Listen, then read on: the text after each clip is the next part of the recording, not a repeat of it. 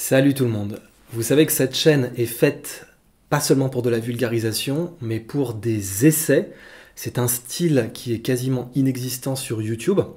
La majorité des YouTubeurs font soit du divertissement, soit de la vulgarisation, mais très peu essaient de proposer dans la foulée de nouvelles réflexions, dans le cours de leur réalisation, de les mettre en vidéo. Et ça, c'est le travail de l'essayiste. Et l'essai que je vais vous présenter aujourd'hui, il tourne autour de la blockchain, des gilets jaunes et du marxisme. Ça a l'air d'être un programme assez diversifié et on voit difficilement comment ces choses peuvent s'emboîter. D'où la miniature de cette vidéo, en réalité, Marx d'un côté, Abraham Lincoln de l'autre, et pour moi, la personne au milieu, c'est Étienne Chouard, et ses travaux notamment sur les ateliers constituants, qui sont une des contributions intellectuelles les plus importantes, selon moi, à l'éducation civique des Français et des peuples en général, puisque on vit une période de ce qu'on pourrait appeler un printemps des peuples, comme en 1848, et ce printemps des peuples, si les peuples en profitent pour parfaire leur éducation civique, leur implication politique, pour se mettre au niveau, par exemple, de l'Islande ou de la Suisse, qui ont les peuples, parmi les peuples les plus éveillés politiquement au monde, eh bien, ça pourra être une faramineuse opportunité. Autrement, on se rappelle que le printemps des peuples en 1848 a au contraire amené des nationalismes excessifs en Europe, qui n'ont pas en réalité été accompagnés d'une prise de conscience civique des peuples, qui se sont arrêtés en fait juste au rêve de puissance ou à l'illusion de puissance de l'appareil étatique, mais pas de celui du peuple en tant que seule autorité sur l'État. Mais je pense qu'en 2020, la situation est différente. Alors, pourquoi blockchain, gilets jaunes, marxisme? Vous vous rappelez de ma première conférence sur le communisme et le capitalisme, et je vous avais dit que chez Marx, quasiment tous les défauts se trouvent dans la dimension immatérielle. Quasiment tous les défauts chez Marx et Engels, toutes les erreurs, toutes les faiblesses, toutes les failles, c'est normal, hein, aucun penseur ne fournit un système complet de pensée. Il n'y a pas de penseur total. Les penseurs fournissent des ingrédients intellectuels, mais ce serait vraiment une illusion de croire qu'il y a des penseurs qui ont fourni un système de pensée total, parfaitement verrouillé. Et Marx et Engels, malgré tout le respect qu'on peut avoir pour eux, ne font absolument pas exception. Et leurs plus grandes failles sont dans la dimension immatérielle, puisqu'ils essayaient à l'époque d'aller plus loin que Hegel dans sa notion de Zeitgeist, dans sa notion d'esprit de l'époque, et pourtant il y a un esprit de l'époque, c'est quelque chose qu'on peut véritablement observer et qui vient notamment des prises de conscience des peuples, et puis effectivement des technologies, etc., qui rentrent dans ce que Marx avait compris comme les rapports de production. Et donc, dans le marxisme, tout ce qui est immatériel a tendance à être soit ignoré, soit mal compris. Et aujourd'hui, une énorme dimension du pouvoir mondial a des ressorts immatériels. En particulier, et ça c'est le premier point, que Marx n'avait pas compris, la confiance est un moyen de production. La confiance est un moyen de production. Je répète cette phrase, parce que la confiance est un exceptionnel moyen de pouvoir. D'abord, la capacité à régler la façon dont les gens se font confiance, c'est le pouvoir suprême, ça s'appelle l'argent. Et le pouvoir monétaire, dans ce bas monde, est le pouvoir suprême. Le pouvoir suprême, d'un point de vue philosophique, c'est le pouvoir sur soi-même, ça reste, ça ne change pas. Le pouvoir sur soi reste supérieur à toutes les autres formes de pouvoir, et ça a été dit aussi bien par Marc Aurèle, que par les frères Klitschko, qui disent si tu contrôles ton esprit, tu contrôles tout. Tout à fait d'accord avec ça. Marx ne l'aurait pas été, mais je suis tout à fait d'accord avec ça. La confiance est un moyen de production. Donc, d'une part, parce que la confiance c'est l'argent c'est la confiance, l'argent est de la confiance cristallisée, mais d'autre part, parce que les GAFAM, leur pouvoir vient de la confiance.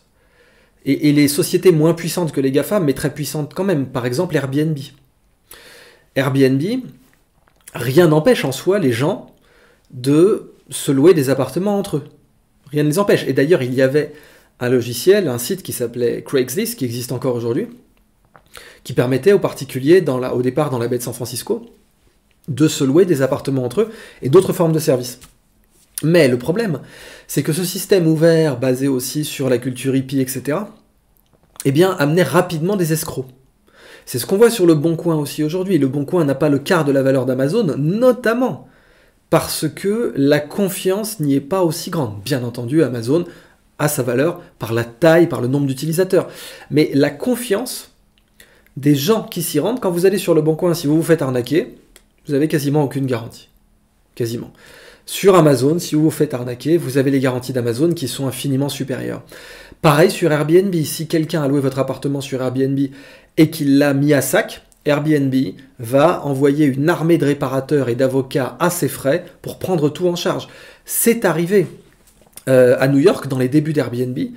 On a eu dans un appartement de grand standing new-yorkais une sorte de partouze façon Loup de Wall Street, et l'appartement était à feu et à sang.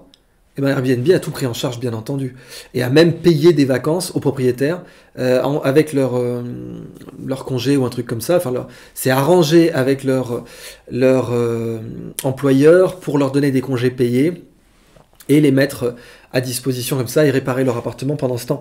Donc, ça, c'est la confiance. Et la confiance est un moyen de production. Et ce qui est très intéressant, c'est que si on reprend les recommandations marxistes, c'est-à-dire le rapport de force, pour prendre le pouvoir, il faut avoir plus de contrôle des moyens de production. Bien entendu, dans le cas du marxisme, c'est un contrôle total qui est recommandé.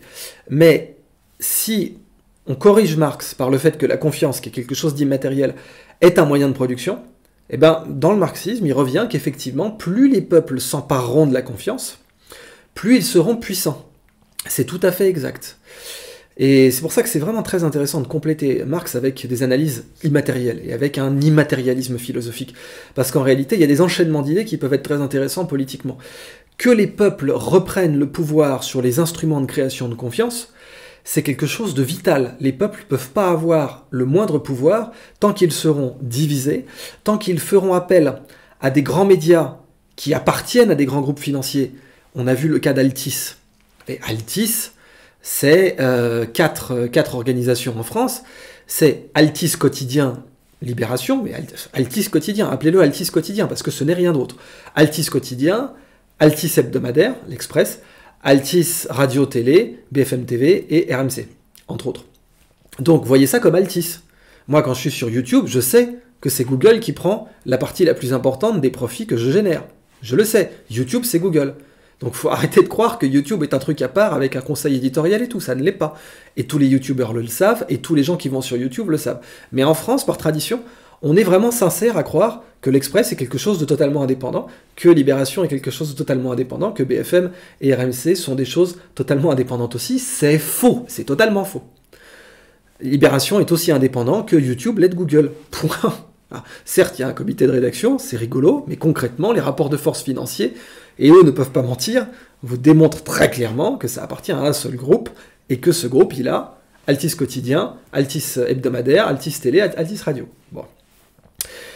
Tant que les peuples utiliseront ces structures pour se faire confiance comme instrument, comme moyen de production de la confiance, les peuples ne seront pas libres. C'est quelque chose de très important. Les peuples ne peuvent être libres tant qu'ils utilisent, tant qu'ils ont besoin, qu'ils ont une dépendance à d'autres moyens de production pour produire de la confiance. Et la confiance est un moyen de production faramineux et le moyen notamment de production du pouvoir politique le plus puissant, qui est l'argent. Alors, donc qu'est-ce qui fait déjà que les GAFAM ont ce pouvoir, ont cet argent? Qu'est-ce qui fait que Facebook a cet argent? C'est la confiance pratique. On peut dire qu'on ne fait pas confiance à Facebook dans les paroles. On peut dire, ah tu sais, Facebook, mais dans nos actes, on fait confiance à Facebook. On leur confie gratuitement nos données.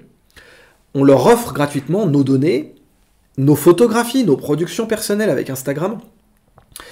En conséquence de quoi, Facebook s'enrichit et capte la totalité des profits. Là, pour le coup, c'est même plus des inégalités d'ordre industriel de 1848. On donne tout. C'est cadeau. Bon. Or, comme vous le savez, quand le service est gratuit, le produit, c'est vous. Google est gratuit, donc ce sont vos données qui sont vendues. Facebook est gratuit, donc ce sont vos données, vos productions qui sont vendues. Wikipédia est gratuit, donc c'est votre tête qui est vendue, notamment pour vous influencer. Et comme vous le savez, ma page Wikipédia est le plus bel exemple de cela. Car les médias n'ont que deux types de production. Soit ils ont une production qui construit leur réputation et leur crédibilité, on l'a vu avec l'Express, on l'a vu avec tout un tas d'autres médias, soit ils ont des productions qui consomment leur crédibilité.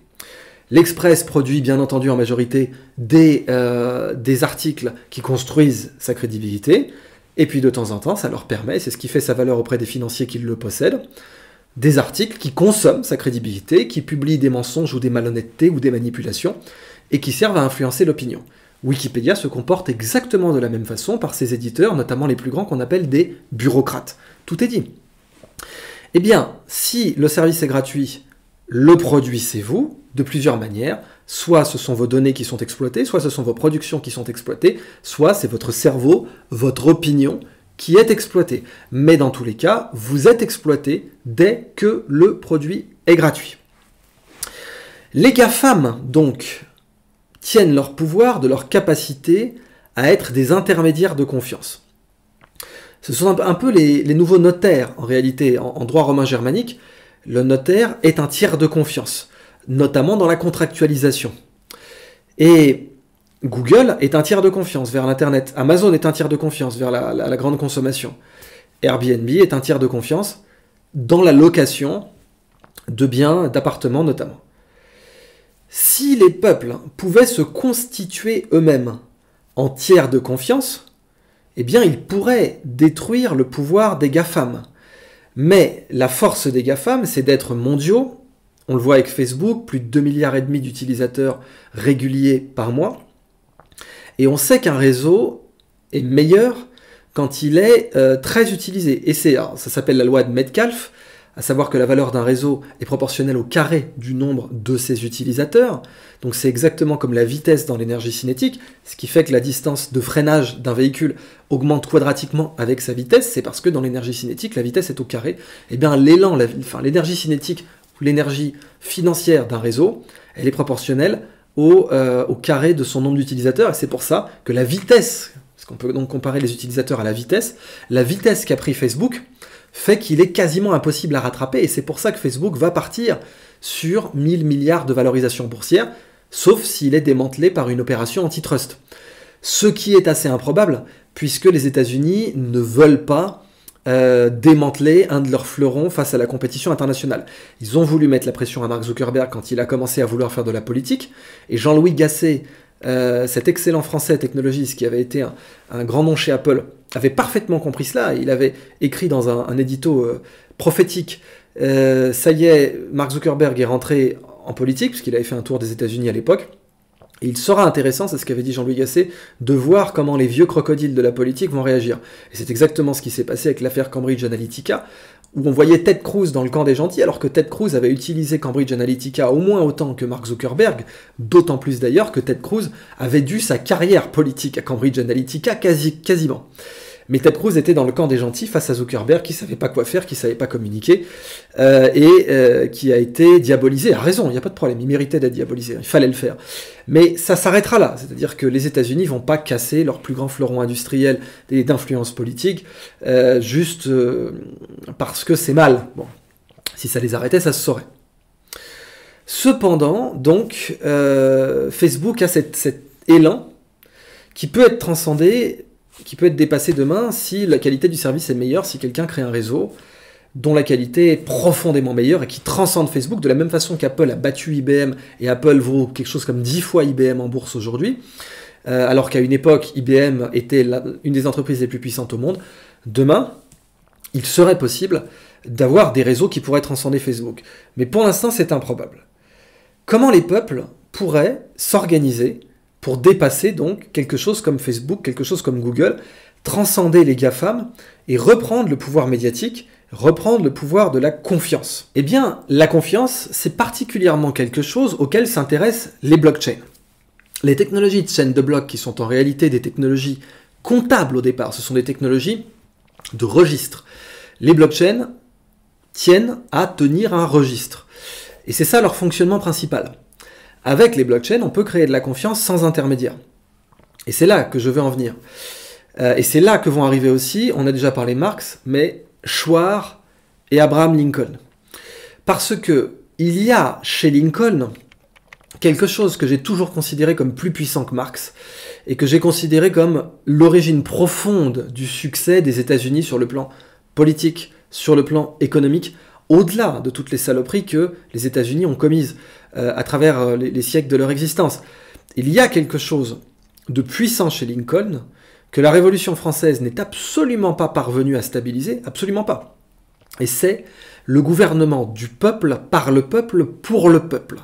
Évidemment que les États-Unis ne sont pas parvenus à le stabiliser non plus, mais ils l'ont stabilisé à une époque à un niveau supérieur à celui de la Révolution française, qui a dégénéré en la terreur, qui a dégénéré en l'Empire, et qui a, sous la Ve République, qui concentre les trois pouvoirs, on l'a vu dernièrement, on a les investigations sur la façon dont le gouvernement a influencé les juges pour dégommer l'opposition à Emmanuel Macron avec l'affaire Fillon juste avant les élections. On sait qu'en France, les pouvoirs ne sont pas séparés. Le pouvoir exécutif contrôle les deux autres pouvoirs de façon plus ou moins directe. Il contrôle le législatif d'abord parce que les élections sont synchronisées avec le quinquennat et que quand l'exécutif arrive au pouvoir, il a un parlement qui a la majorité aussi, contrairement aux États-Unis où les élections de mi-mandat permettent d'équilibrer ça. Mais au-delà de ça, en plus, comme si ce n'était pas suffisant, le président de la République peut utiliser le 49.3 pour passer n'importe quelle loi en force, et il peut l'utiliser à sa discrétion, et il peut dissoudre l'Assemblée. Bon, donc comment peut-on parler d'une séparation des pouvoirs entre législatif et exécutif avec ces trois états de fait? Synchronisation du quinquennat, 49.3 et dissolution de l'Assemblée. Donc l'exécutif contrôle le législatif, mais il contrôle aussi, on le sait bien, le judiciaire, par tout un tas de méthodes, mais le pouvoir aujourd'hui qu'a le garde des Sceaux en France fait que le contrôle du pouvoir judiciaire, quand c'est nécessaire, pas évidemment pour les petites affaires de droit commun, mais pour les affaires qui peuvent avoir un ressort politique, comme l'affaire Fillon, eh bien ce contrôle du pouvoir judiciaire est suffisant, on ne va pas dire quasiment total, mais on va dire suffisant. Bien entendu, comme je vous l'ai dit dans d'autres vidéos, les deux autres pouvoirs politiques qui sont supérieurs à l'exécutif sont le pouvoir médiatique, car dans une démocratie représentative, qui est une proto-démocratie, qui est un précurseur de démocratie, mais pas une vraie démocratie, eh bien, qui contrôle les médias, contrôle qui peut se faire élire, puisque l'élection dépend du temps de passage favorable à la télévision. Et l'idéal, bien sûr, étant d'avoir un temps de passage favorable à la télévision dominant face à un temps de passage défavorable à la télévision. Ça vous fait le white hat, black hat, comme dans les films de cow-boy de John Ford, où les gentils avaient toujours des chapeaux blancs et les méchants avaient toujours un chapeau noir. Vous créez un chapeau blanc, vous créez un chapeau noir, vous faites élire qui vous voulez. Ça, ce sont les élections françaises. Chapeau blanc Macron, chapeau noir Marine Le Pen. Et avec ça, vous arrivez à concentrer le pouvoir où vous le voulez. Et vous nous refaites du John Ford à chaque élection. Eh bien, pour que les peuples se libèrent de cela, les technologies de blockchain, en particulier pour le mouvement des Gilets jaunes, et c'est pour ça que je fais cette vidéo d'essai, mais aussi de vulgarisation bien sûr, pour rappeler que les blockchains, c'est super simple. Les blockchains, c'est juste un registre avec tous les échanges. Ce qu'on appelle une chaîne de blocs, c'est par exemple dans le cas du Bitcoin, la liste de tous les propriétaires. Donc c'est simplement qui a dépensé quel Bitcoin à quelle date et de quel portefeuille à quel portefeuille. C'est tout. Donc un Bitcoin, je l'ai déjà expliqué dans beaucoup de vidéos, mais je le rappelle, c'est, vous imaginez un billet de 5, avec accroché au billet de 5, un accordéon avec la liste de tous les propriétaires. Et c'est ça ce qu'on appelle sa chaîne de blocs, la liste de tous les propriétaires avec toutes les transactions. Et le registre avec toutes les chaînes de blocs, c'est le grand ledger du Bitcoin. Et c'est tout. Une fois que vous avez quelque chose, par exemple de la monnaie, avec un accordéon derrière qui vous donne tous les propriétaires qui sont déjà passés dessus, eh bien, ça vous donne une blockchain. Et c'est tout. Et ça sert à créer de la confiance sans enrichir un intermédiaire. Et c'est là qu'on peut avoir une analyse philosophique marxiste là-dessus, c'est-à-dire que ça vous sert à créer de la confiance, mais au-delà de Marx, et c'est ça la grande puissance du truc, ce n'est pas que vous faites une appropriation sociale des moyens de production, ce qui est la définition du socialisme, vous êtes le moyen de production. C'est-à-dire qu'un peuple constitué en une blockchain qui réalise des services, eh bien il est son propre moyen de production. Ça, c'est le truc très puissant. Et ça, c'est très proudhonien. C'est quelque chose qu'on retrouve bien sûr chez Proudhon avec l'autogestion. C'est la ligne politique totale de Michel Onfray, l'autogestion et l'interprétation proudhonienne des rapports du peuple à son économie. Eh bien, un peuple constitué qui est capable, par exemple en coopérative, mais qui est capable par blockchain de se rendre des services qui peuvent être l'information, qui peuvent être la confiance, qui peuvent être les prêts, qui peuvent être demain des prêts entre peuples. L'équivalent des tontines, mais on va vraiment parler de prêts là, de Buyers Club, de club d'achat. Par exemple, vous vous réunissez pour obtenir des prix en Migros, ou vous vous réunissez pour obtenir une centrale d'achat direct producteur pour faire des paniers de livraison de fruits et de légumes. Je dis des trucs pas au hasard, mais qui pourraient être déployés. Un peuple constitué sur blockchain pour se rendre des services, eh bien, il a totalement désintermédié ceux qui se gavent sur sa création de richesse, Google, Facebook, Amazon, Wikipédia, Airbnb, etc. Il a totalement désintermédié ces gens-là. Il n'a plus besoin d'eux pour créer de la confiance. Dans le cas de Wikipédia, bien sûr, l'appareil de production, c'est le site, wikipedia.org, qui est un appareil de production dans le sens marxiste, possédé par une élite, qui est une fondation, mais ça ne change rien. Et ces rapports de production peuvent donc être subvertis en faveur du peuple, s'il se constitue lui-même en moyen de production. Si le peuple, en se réunissant sur blockchain, décide de constituer de grands réseaux par lesquels il se rend des services. On peut l'avoir pour les moteurs de recherche, on pourrait faire des moteurs de recherche sur blockchain. En ce qui me concerne, ça a été mon erreur sur Créage de ne pas l'avoir fait, par exemple, en logiciel libre. À l'époque où je le faisais, il n'y avait pas les moyens technologiques sur logiciel libre pour le faire. Mais aujourd'hui, avec Brave et Godot, Brave c'est donc un navigateur open source, qui d'ailleurs utilise la blockchain, et notamment pour monétiser l'attention des gens, mais pour vous rendre les fruits de la monétisation de votre attention. Et Godot, qui est un moteur de jeu gratuit et libre. Ça, ce seraient les deux technologies qui permettraient de faire un créage sur blockchain, réparti sur autant de gens que nécessaire, et qui permettraient de désintermédier les grands groupes. Et ça, dès que j'aurai le temps et l'occasion de le faire, je pense que ça sera mon prochain grand projet. Mais pour en revenir au cœur de cette vidéo, Lincoln, Marx on l'a déjà vu donc, la blockchain et Étienne Chouard. Étienne Chouard a réalisé des ateliers constituants. C'est lui qui a lancé l'idée d'un tirage au sort d'une partie de la législature, voire de toute la législature, pourquoi pas, pour avoir enfin un gouvernement du peuple, par le peuple, pour le peuple. C'est ça le critère lincolnien. On a le mot marxiste et on a même le mot marxien, parce que les universitaires adorent faire ce genre de petits jeux de concepts abscons. On a des marxistes et on a des marxiens. Les marxistes sont ceux qui interprètent Marx d'une façon opérationnelle, et les marxiens sont ceux qui utilisent Marx uniquement pour sa dimension philosophique, sans avoir un programme politique avec. Bon, voilà, pour la petite histoire et pour votre culture générale, c'est totalement inutile de savoir ça, mais je vous le dis quand même. Et pourquoi je vous le disais d'ailleurs ? Parce que, donc en étant marxien, en analysant uniquement les concepts de Marx sans essayer d'en faire un programme politique, eh bien, on a cette notion de peuple constituant et d'atelier constituant. Et cette idée du gouvernement du peuple, par le peuple, pour le peuple, qui en réalité se trouve chez Lincoln. Et renforcée chez Lincoln. Elle existait avant lui, mais Lincoln en a fait une expression qui est la plus claire et la plus limpide possible. Et les universitaires, comme souvent, sont tombés dans le piège d'un mot qu'ils aiment bien, qui est indigence, qui est de se dire que si c'est court, et si c'est simple, et si c'est clair, c'est forcément pas sérieux. Bon, ça, c'est de la sociologie universitaire. Il y a une prime à être abscon dans le monde universitaire. Plus vous êtes abscon, plus vous êtes compliqué, plus vous pouvez faire carrière, parce que vos pairs vont avoir du mal à vous attaquer. C'est un peu comme un château fort quand vous faites un séminaire, quand vous faites une conférence, quand vous faites une communication. Plus elle est complexe, difficile et absconce, moins vos ennemis pourront vous attaquer, puisqu'avant qu'ils vous attaquent, il faudra déjà qu'ils aient compris votre propos. Mais ce n'est absolument pas une vertu de faire compliqué. Et c'est ce qu'avait d'ailleurs très bien compris Feynman, prix Nobel de physique. Feynman faisait des cours d'une très grande clarté et limpidité. Ça, les Américains sont très forts là-dessus. Étrangement aussi, les Soviétiques étaient bons là-dedans. Eh bien, Lincoln, c'est de la limpidité totale dans le discours de Gettysburg. Il est très clair, et ça se termine donc sur le gouvernement du peuple, par le peuple, pour le peuple. Le concept que je vais amener dans cette vidéo, c'est celui d'une blockchain lincolnienne. Une blockchain par laquelle le peuple se rend des services à lui-même.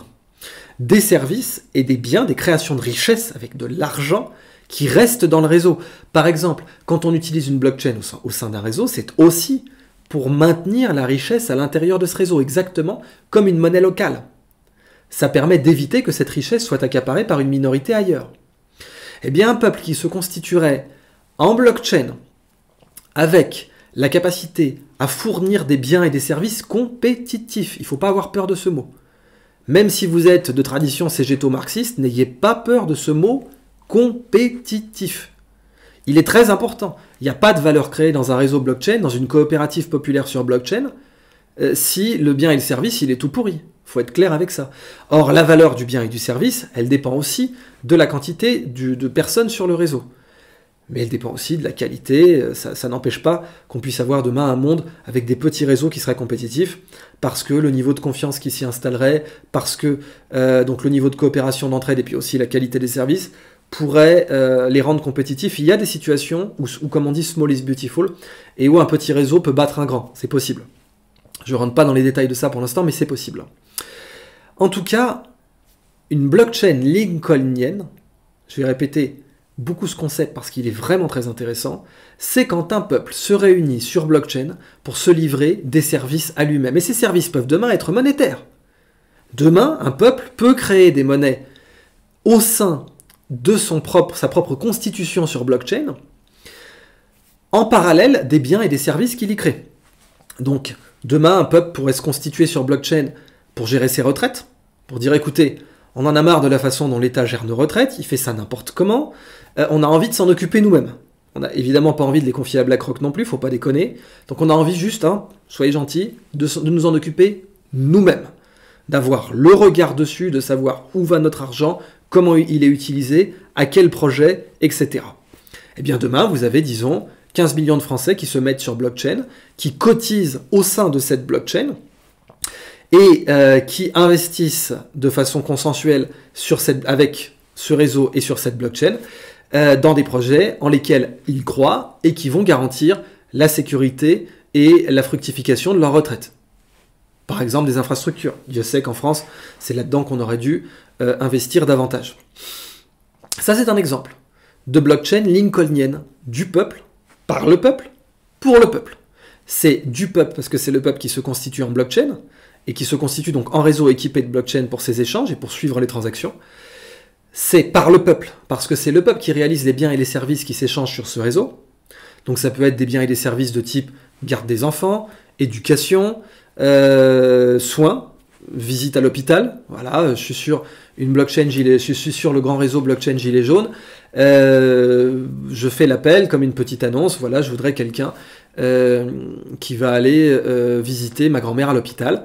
Parce que je suis loin, et voilà, donc voilà l'offre de service que je poste, elle est réalisable sur blockchain, et on est sur un réseau de confiance où si la personne me trahit, tout le réseau lui tombe dessus, de sorte que je peux faire confiance. Etc. Et demain, ça pourrait même être pour un prêt immobilier. Bonjour, je vais acheter ma maison, voici mes fiches de paye, est-ce que le réseau veut me faire un prêt avec telle ou telle garantie, voire un prêt hypothécaire, etc. Toutes les formes de biens ou de services qui créent des richesses dans notre société pourrait être mise en situation lincolnienne. Je ne dis pas qu'il faut le faire exclusivement. Je ne dis pas qu'il faut que tous les biens et les services soient réalisés de façon lincolnienne.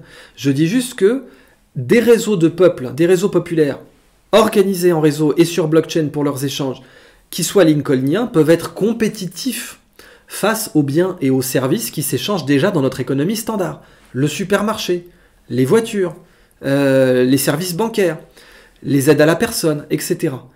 Tout cela peut être mis sur blockchain lincolnienne. Et après peut être mis en compétition avec le privé. D'ailleurs, on pourrait appeler ça le public, mais pas dans le sens de l'État.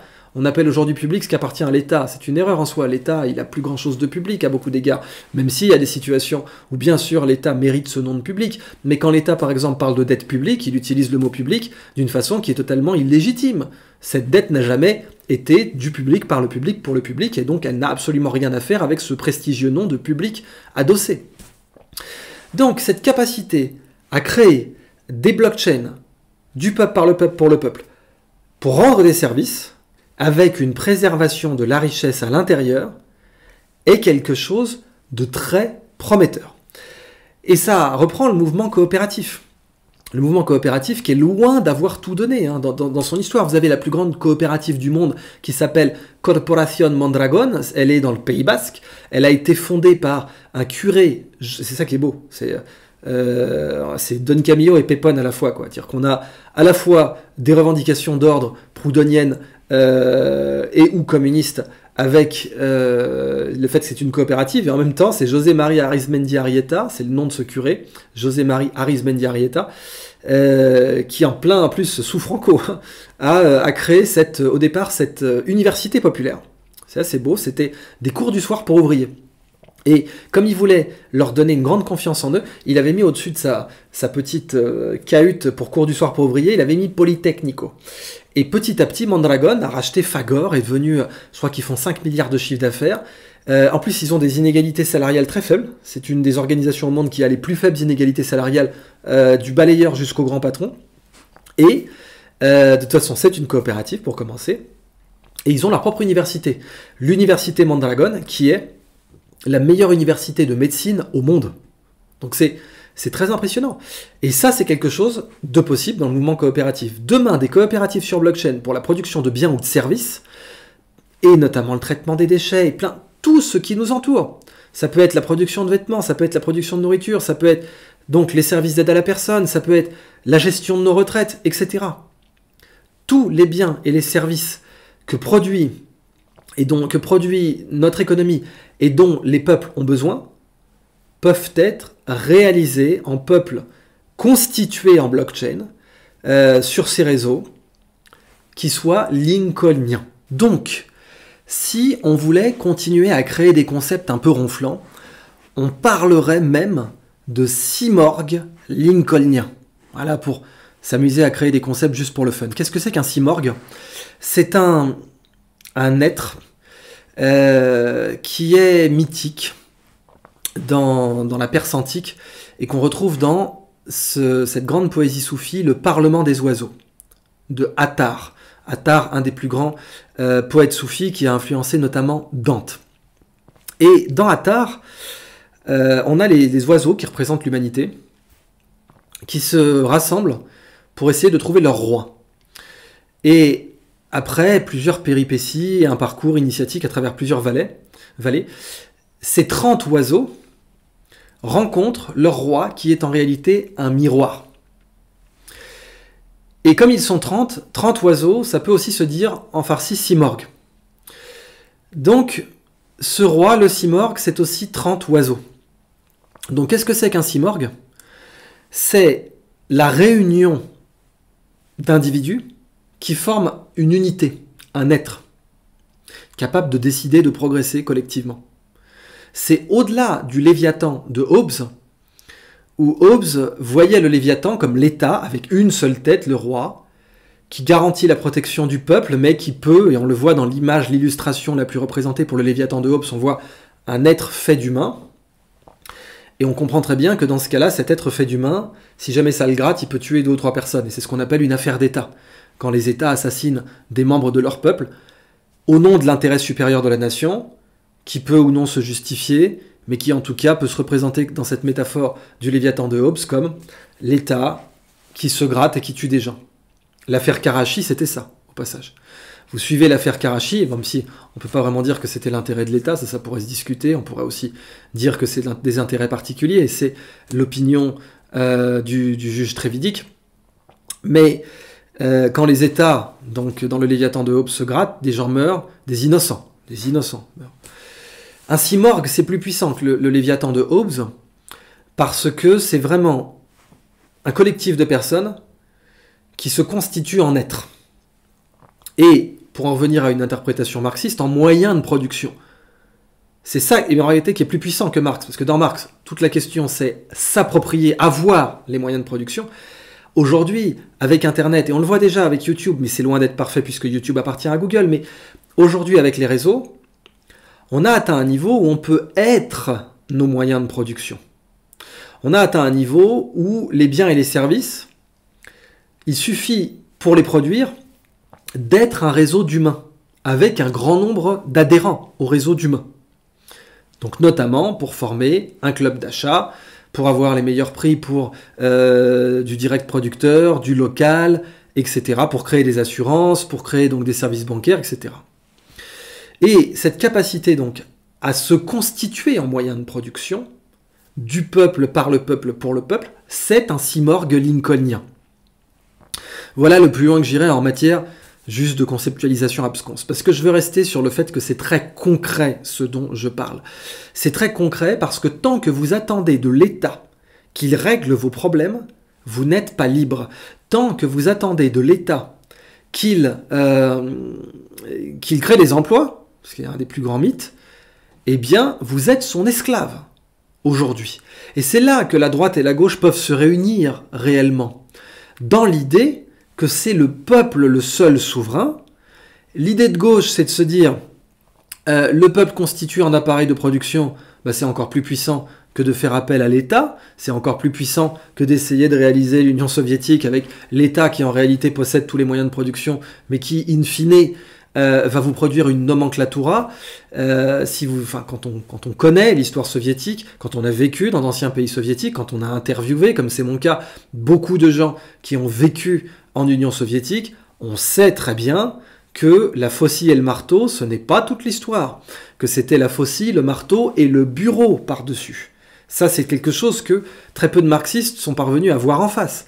On avait la faucille, le marteau, mais le bureau par-dessus d'une nomenclatura pleine aux as, qui était une classe en soi, beaucoup plus riche, beaucoup plus puissante et influente que toutes les autres classes, et qui l'écrabouillait tout pareil, ce qui donnait bien sûr cette fameuse blague, le capitalisme c'est l'exploitation de l'homme par l'homme, le communisme c'est tout à fait l'inverse.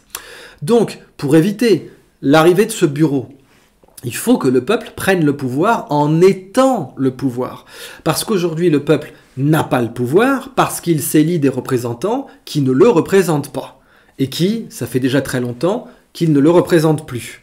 Donc, les travaux d'Étienne Chouard, vous savez qu'Étienne Chouard est un héritier d'Henri Guillemin. Je vous recommande beaucoup les conférences d'Henri Guillemin, qui sont vraiment excellentes. Elles sont gratuitement disponibles sur YouTube. Très grand penseur, Henri Guillemin, souverainiste de gauche. C'est un penseur qu'il faut étudier quand il vous parle des origines de la Première Guerre mondiale, quand il vous parle de 1870, qui est très intéressant aussi. Les premières formes de collaborationnisme contemporaine, elles datent de 1870 et pas de 1940.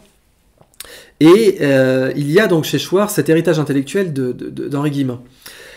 Eh bien, la solution que proposait Étienne Chouard était les ateliers constituants, bien entendu, il faut continuer à faire ça, mais c'était donc aussi le tirage au sort, qui remonte à Athènes, tout de même, et notamment aussi à certaines expressions du pouvoir à Venise. Mais ce que je veux rajouter donc à la pensée d'Étienne Chouard, c'est la blockchain comme instrument pour se constituer en pouvoir. La seule façon pour le peuple d'avoir le pouvoir, c'est d'être le pouvoir. Avoir ou avoir, ça n'est pas la question. Être ou ne pas être, ça c'est la question.